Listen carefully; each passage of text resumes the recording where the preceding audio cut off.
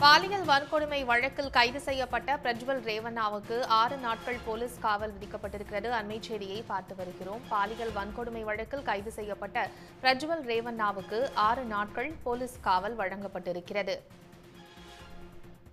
14 நாட்கள் போலீஸ் காவல் கேட்ட நிலையில் 6 நாட்கள் விசாரிக்க அனுமதி வழங்கி நீதிமன்றம் உத்தரவு பிறப்பித்திருக்கிறது.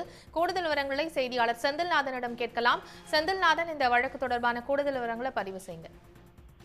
பாலியல் பலாத்கார வழக்கில் சிக்கிய பிரஜ்வல் ரேவண்ணா கடந்த ஒரு மாதமாக வெளிநாட்டில் பதுங்கியிருந்தார். அவர் ஜெர்மனி நாட்டில் பதுங்கியிருந்த போது அவரது பாஸ்போர்ட்டை ரத்து செய்ய கர்நாடக அரசு மத்திய அரசிடம் விண்ணப்பித்தது. இந்த நிலையில்தான் நேற்று இரவு தனது பாஸ்போர்ட் முடக்கப்பட்டுவிடும் என்ற கோணத்தில் நேற்று இரவு 12 மணிக்கு பிரஜ்வல் ரேவண்ணா பெங்களூர் சர்வதேச விமான நிலையத்தில் வந்து இறங்கினார். வந்து இறங்கியவுடன் அங்கு காத்துக் கொண்டிருந்த சிறப்பு புலனாய்வு போலீசார் அவரை உடனடியாக கைது செய்தார்கள்.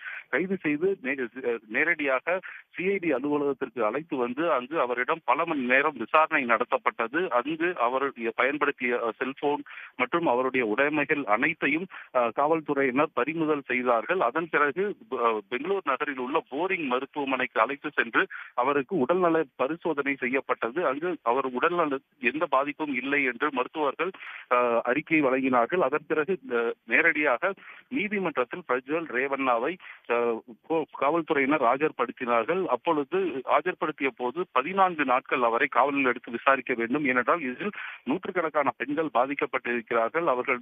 அவர்களுக்கு பாதுகாப்பு வழங்க வேண்டும். குற்றவாளி வெளியில் இருந்தால் அவர்களுக்கு பாதிப்பு ஏற்படும். ஆகையால் 14 நாட்கள் காவலில் எடுத்து விசாரிக்க அனுமதி கோரப்பட்டது.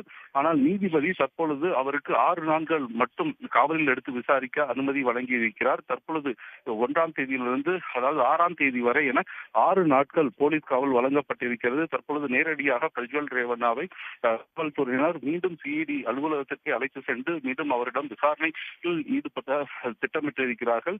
6ஆம் தேதி அவரை மீண்டும் நீதிமன்றத்தில் ஆஜர்படுத்தப்பட வேண்டும். தினந்தோறும் 1 மணி நேரம் மட்டும் அவரது வழக்கறிஞர்களுடன் கலந்தாலோசிக்க அனுமதி வழங்கி நீதிபதி உத்தரவு பிறப்பித்துள்ளார். உடனுக்குடன் செய்திகளை தெரிந்து கொள்ள சன் நியூஸ் பெல் ஐகானை கிளிக் பண்ணுங்க.